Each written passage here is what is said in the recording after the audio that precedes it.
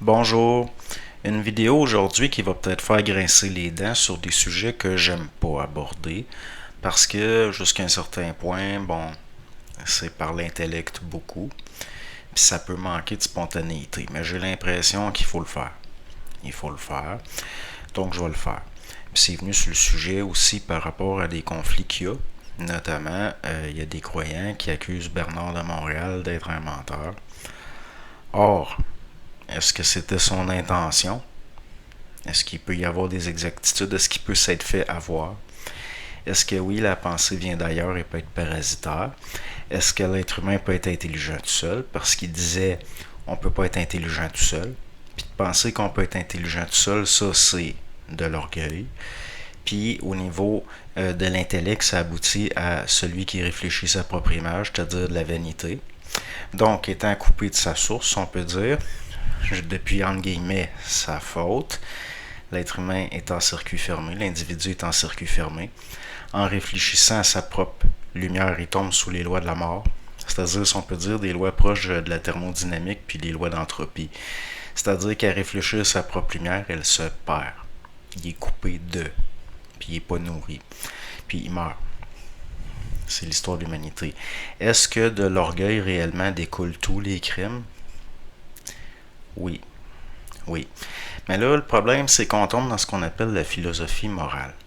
Différemment de ce qu'on appelait anciennement la logique, qui est de départir le vrai du faux. Là, la philosophie morale, c'est plus proche du monde de l'âme, c'est-à-dire un peu la métaphysique, mais contrairement à la métaphysique qui était dans l'Antiquité spéculation pure, au niveau de la philosophie morale, c'est une pratique. Puis on peut déduire par l'observation, on peut voir des choses, on peut même, bon, c'est pas pareil là, pas du tout. On est dans du concret qui peut s'appliquer, être observé dans la vie de tous les jours. Donc, il y a trois principes que Bernard de Montréal y avait amené, entre autres, mais ça venait pas nécessairement de lui, mais moi c'est le premier que j'ai vu qui en a parlé comme ça, qui est trois des principes universels, dans le sens qu'on peut ramener tout à ça. Intelligence, amour, volonté. Mais même si on peut aller plus loin, on pourrait dire le Père, le Saint-Esprit, le Fils, ainsi de suite. Ici, on pourrait avoir le monde de la gloire réelle, l'esprit, si vous voulez. Ici, il y a l'entre-deux où va se construire par la réflexion l'intellect, ou si vous voulez l'âme, puis ici, il va y avoir le corps, entre autres, qui va être par le lien avec le reste, siège des passions. Les passions finissent, ça peut commencer dans l'esprit, finir dans la chair, être lié à une flétrissure dans l'âme, puis bon, ok? Donc, on va le regarder un peu comme ça. Donc, intelligence, amour, volonté. Là, il va y avoir l'orgueil. L'être humain va être coupé. C'est quoi l'orgueil? L'orgueil, c'est l'idée qu'on peut être intelligent tout seul, qu'on n'est pas précédé par de l'intelligence en dehors de soi. Puis ça va aboutir à l'idée de réfléchir sa propre lumière, c'est-à-dire la vanité, notamment de l'intellect. Puis c'est lié à un amour de soi qui n'est pas l'amour réel. C'est un amour réfléchi, amoindri, qui n'est pas réel, qui n'est pas universel, dans le fond. Donc, après, on va tomber, bon, les 7 péchés capitaux, notamment qui ont été figés par saint Thomas d'Aquin, mais lui-même l'avait repris des penseurs antiques. Donc, il y a l'avarice qui peut aboutir à l'égoïsme. Ici, il y a l'envie. C'est pas l'envie au sens de la jalousie encore. C'est lié à ce qu'on pourrait appeler la tristesse. Ici, il va y avoir la haine. Ici, la tristesse. La tristesse, c'est un peu comme quand vous voyez quelqu'un qui a mieux réussi que vous, puis que vous sentez une tristesse.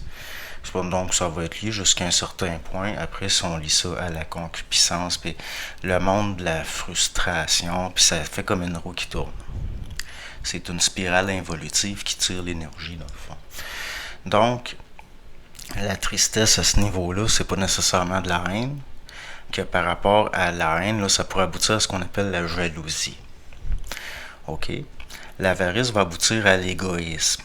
C'est un peu le reflet en négatif de certaines vertus comme la charité. Ici, la haine, la tristesse, on pourrait mettre aussi la peur. Puis là, contrepartie de la peur, l'espérance, la foi. OK? Comme ici, il y a la paresse. Mais la paresse, c'est pas la paresse comme genre dormir toute la journée. C'est la paresse, genre le relâchement. Comme pas être dans l'observation en temps réel de ce qui se passe. Ça va être lié à un manque de volonté. Donc, ça aboutit à de la paresse. Le manque d'amour va aboutir à la haine, l'avarice, l'égoïsme. L'envie aussi, mais que l'envie, ça c'est lié en même temps à manque d'amour, manque de volonté. Tout ça est lié à un manque d'intelligence. Parce que dès que l'être humain pense qu'il est intelligent tout seul, qu'il se met à réfléchir à sa propre lumière dans la vanité de son intellect, il tombe là, dans cette espèce de roue qui est horrible. Horrible. Vous avez la luxure qu'on peut voir comme la recherche du plaisir pour lui-même qui va aboutir à la concupiscence, qui va nourrir le reste, la paresse puis la colère. La colère, pourquoi? À cause de la frustration. Parce qu'on se crée des besoins qui sont pas réels, puis comme sont impossibles à combler, ça vient de la vanité, ben là ça va faire de la frustration. Au niveau des équivalents ici, l'intelligence va donner la justice puis la prudence. Parce que ça ici, ça va mener à l'iniquité, l'injustice, tout ce que vous voudrez. Mais au niveau des principes universels, l'intelligence va amener à justice et prudence. L'amour à la tempérance, puis la charité aussi, l'espérance, la charité, c'est tout lié. Même on pourrait interchanger tout. La volonté, ça va être ce qu'on appelle la force d'âme. Si vous voulez, le courage, qui va être un équivalent, si on peut dire dans le positif, de la paresse, qui peut aboutir au niveau d'une perte de la force d'âme à ce qu'on appelle la lâcheté. Ce qui a fait des petits collabos gestapistes, comme on a vu pendant 3 ans. Ils savaient très bien que c'était de la manipulation. Donc ça, c'est de la lâcheté. Puis ça peut être motivé par l'envie, comme dans le temps de la guerre, qu'il y en a qui ont dénoncé justement des voisins à la Gestapo. Puis tout ça, bon, l'envie au départ, ça va être une sorte de tristesse, mais comme je vous dis, ça peut aboutir à de la haine, puis à de la jalousie. On pourrait faire ici, là, entre l'envie et l'avarice et l'égoïsme, une ligne, puis mettre jalousie. Mais ça va tout le temps être lié à la vanité. L'amour de soi. Et l'amour égoïque, si on peut dire, qui est jamais réel. Puis qu'il y a entre autres un narcissisme. Ça, c'est toutes des vices. Donc, si on peut dire des perversions. Des flétritures de l'âme qui sont comportementales, qui sont liées entre autres héréditaires jusqu'à un certain point, parce que c'est comportemental, c'est-à-dire qu'il va avoir des prédispositions. Mais par la volonté, ça peut être détruit, par l'amour, ça peut être détruit par l'intelligence. Ça peut toujours, il n'y a rien de fixe. Jamais. Jamais. Donc, je pense que j'ai fait le tour. C'est pas trop compliqué.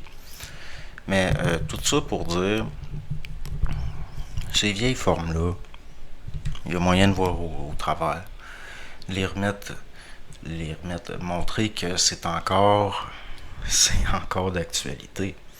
Tous les crimes du monde, tout le mal, c'est le mal, si on peut dire, dans le monde, découle de l'orgueil. L'orgueil.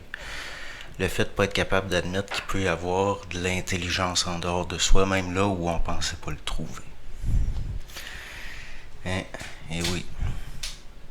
Je pense que j'ai fini. Bonne soirée.